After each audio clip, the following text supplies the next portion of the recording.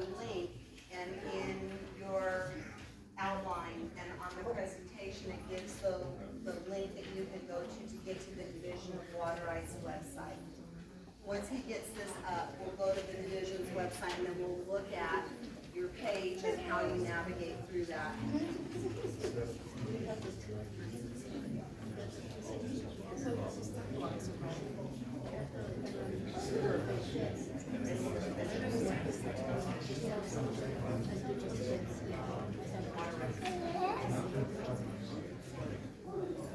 Yeah, our website, if you wanted to go on your phone, you can. Our website address is www.waterrights.utahspelledout.gov. So is there like a list of approved or preferred partners for this survey? Like, if we want to go out and do this project, right? Is there a list of people you would recommend as contacts? We'll look at that. So once we get to the database, then I can kind of show you where we've got a list of title professionals who have submitted work with the division. You can look at those. It's not an all-inclusive list, but we do have that. We have where you can access. So I'm just gonna. So here's our website. From our website, you can come over here. And this, you can put the cursor over this and you can get to water right information. You can get to our distribution account, so that's where you can go to look at your distribution account we looked at earlier. You can go to the adjudication, that's where you can get look at the proposed determination, the decree, the hydrographic survey maps. Here's where you can go if you want some help with title transfers. We can click on the title transfers, and that'll take you to, if you wanted to know more about the process, you can look at the title manual. Here are the forms, the addendums. So title info, you'll get that. And all of us are mostly partial, by the way. None of us, I think, are full here. Yeah. So, partial. So to hire these professionals, what kind of training? I have no idea. I have no idea. But what some of you might want to do is you might want to group together and update ownership on a larger portion. Maybe there's some of these parcels or properties were 17 acres. There's a Jepson that had 17 acres. And if you're a part of the subdivision that was developed on that 17 acres, you might want to hire somebody to work together to update ownership for all of the people within that 17 acres. You'll have to figure out how you want to approach that and go about that. But you can come here and click on this button right here, and it'll take you to different title professionals that you can hire. Anywhere you're at on our website, if you click on this Utah Division of Water Rights banner right here, it'll take you back to our homepage. We're going to click on the search menu and go to the water right. We know the water right number. We get that water right here, 357007. And then this pulls up the water right page. You can see here's that warning that I talked about. Warnings, water rights, makes no claims to the accuracy of this data. You can see this is the home display. You can access all the scanned documents associated with this water right from the scanned documents here. If you wanted to go to the company page, you can go to the company page here.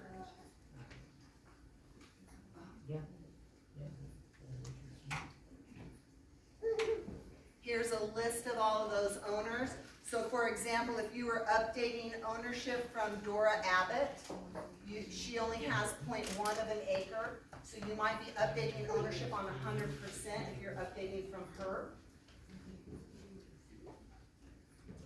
If we scroll down a little bit, we're going to see this CW Cross in the future when we're looking at the map.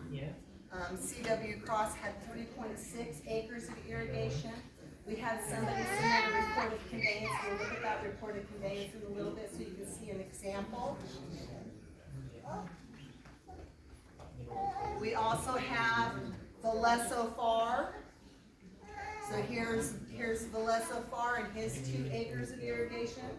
That's what that one that we looked at, the example that they would be updating ownership for. We're gonna wait for questions and these were the names. My property there with the wrong name on it.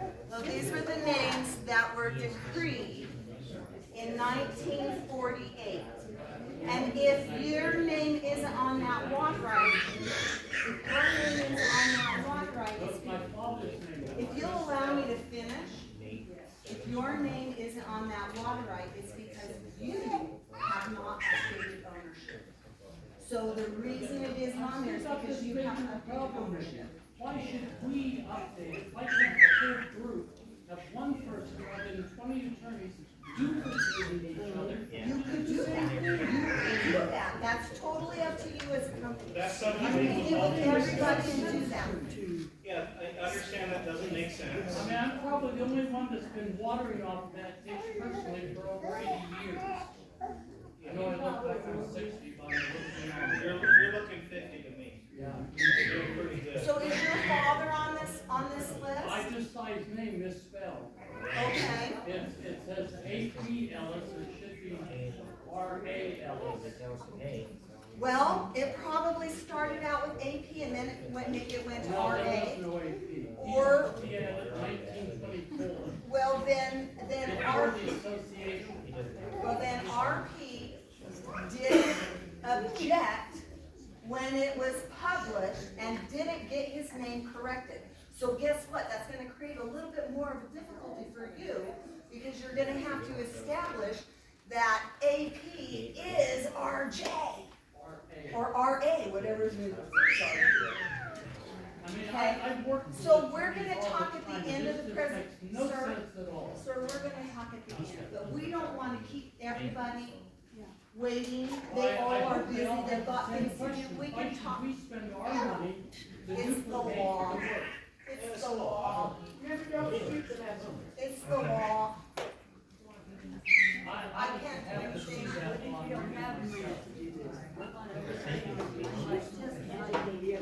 I'm just educating you Hey guys. guys, this one round it in. I'm so So sorry. Randy's an educator, she's not an attorney, she's not a judge. If we can understand that this is pretty heavy stuff, right? It's really heavy.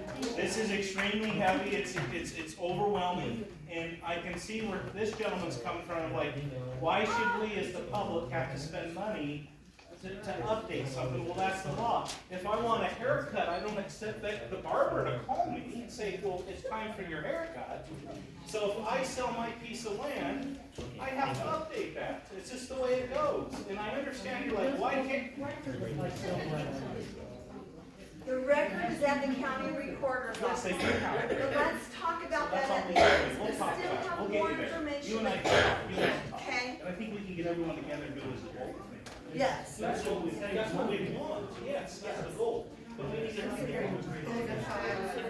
we'll talk. Let's Okay, so we're gonna look at the rest of this water right detail page. If we scroll all the way through the owners, at that time, back in the 40s, there were 70 owners, and most of this land was farmland.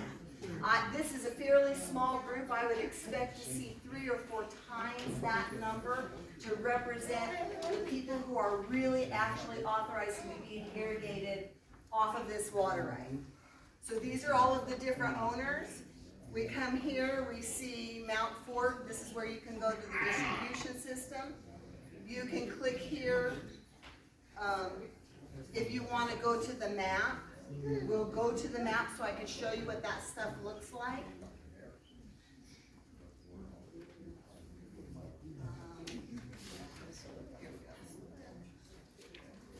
So the map will pop up and it'll show you where the water off of the Ogden River is diverted, where it's rediverted. These are those 7 40-acre tracts of land where that water is authorized to be used or was described to be used. You can see here's the golf course. Here's Wall Avenue right here. This is 21st right here. And so from this map, we can go into the search and we can enter in an address. We can enter in a parcel number. This is where I said you would go and you would enter your address and your parcel number. We can come over here to the layers. We can tell it to show us more layers, and we can add the hydrographic survey map to this layer.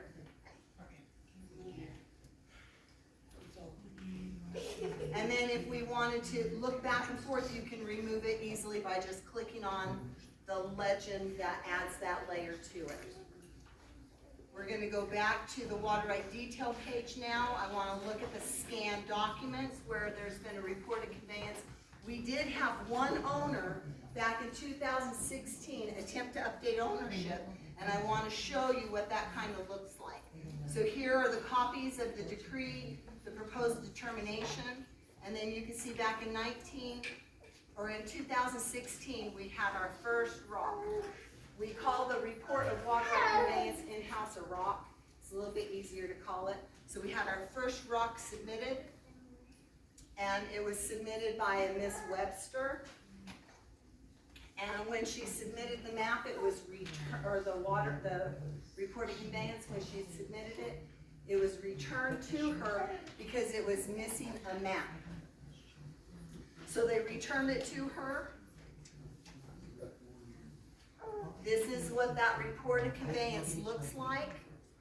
Typically, we would expect to see the reported conveyance start with the owner of record and go through to the owner claiming an interest. It looks like Miss Webster filled this out backwards and ended with her. So if you look at this, you can see that Miss Webster got the land from the bank. I'm not sure what this one is about. It looks like Shane conveyed it to Miss Webster. Looks like they bought it from Zion Bank, who got it from the Turners. And so it goes through and lists each of the owners in kind of in that order. This is backwards.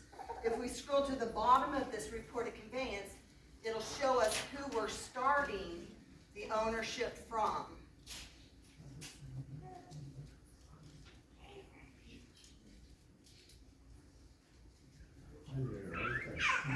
CW Cross. So we'll look in, we can see that map for CW Cross. We can add the hydrographic survey map.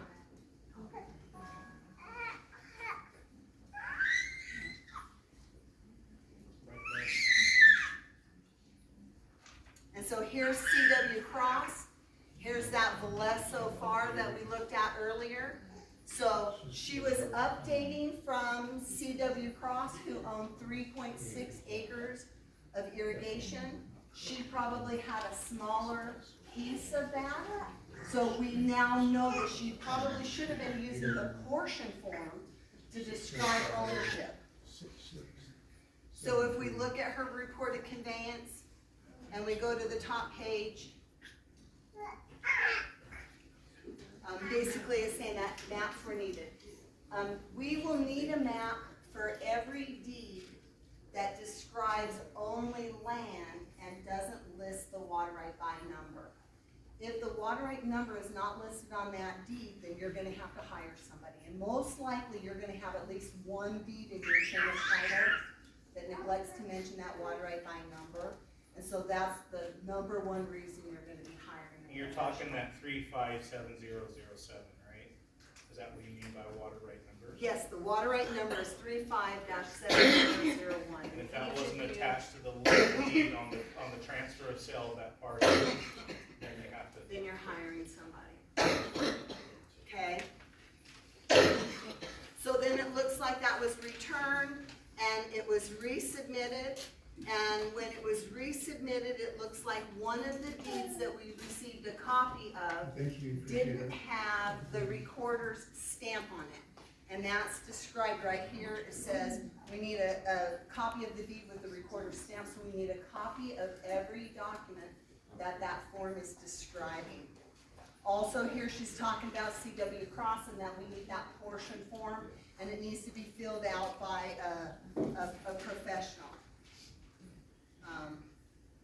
By this. And so then she goes on and still leaves the reported conveyance the same way it was, but then she hires a land surveyor to help her update ownership. There were still issues. He submitted it on the 100% form and didn't include one of the deeds that were recorded. He never resubmitted it. Had he filled out the portion form and sent us a copy of that deed, we would have been able to update ownership on her interest. Let's look at what some of those deeds look like. This is probably a title abstract from the county recorder's office. So here's a quitclaim deed.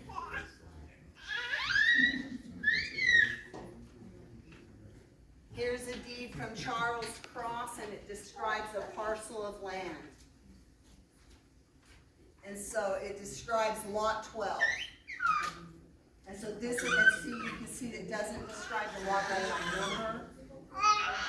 It's got the grantor up here, the grantee that it's being transferred to, and what's being transferred. So this is what those deeds commonly look like.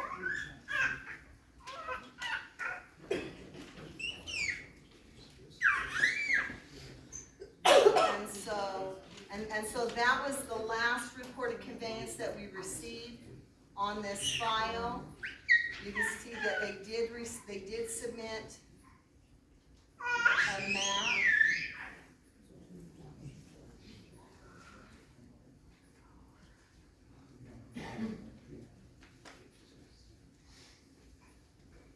So they did submit a map showing where that water, where that land was, so that we could verify that this land was land that had been irrigated by that CW Cross portion.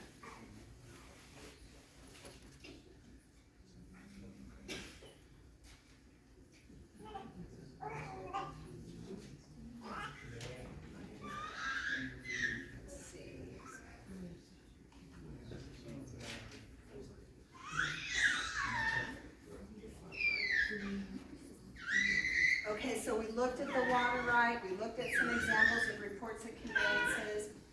I have some business cards I can hand out, so if you want to contact me directly, I'd be more than happy to work with you. We are incredibly understaffed right now. Myself and Ryan are pretty much the people holding down the house. We have one other gentleman that will probably be with us for another month or two, and then he's leaving. We're hoping to get new people into our office, but it's hard hiring people that do water rights. Let me just finish go on to one more little bit of information. So once ownership's been updated, then now we need to talk about the compliance part.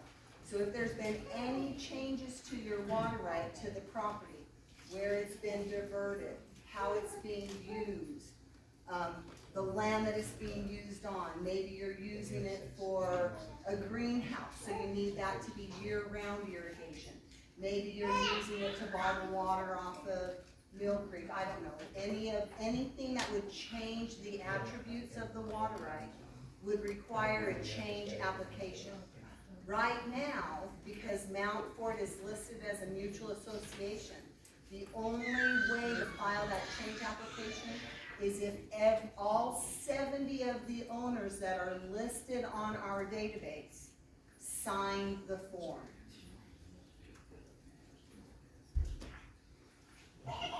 Unless your bylaws say that Mount Fort can file those applications. I don't know what your bylaws say. You'll have to look at that. So there's a temporary change application and a permanent change application. That probably will be something we talk to your irrigation company leaders about in the future. I think the big focus should be updating ownership and getting ownership updated into each of the individual names. These are the applications that the irrigation company or the owners would file. This is what a temporary change application looks like. It identifies the water right number, the owner or owners, how the water was being used, how it will be used, and then it has to be signed by all of the owners. This is a permanent change application. It does the same thing. It describes how the water was used. and then proposes how the water will be used. And filing the change application, if there's been any changes to the water right or how you would get into compliance. If all of your water isn't being used, there's another application that your water company would probably want to file, and that's called a non-use application. In the event that some of the land has been developed with a house or a garage or a driveway, you may want to file a non-use that says, in the event that I can't use my water, I want to protect it from forfeiture. And so that's one of the other applications that your water company, if they have the authority to do it, could file that application. Again, I don't know how your bylaws are written. You'll want to have those looked over and maybe amended.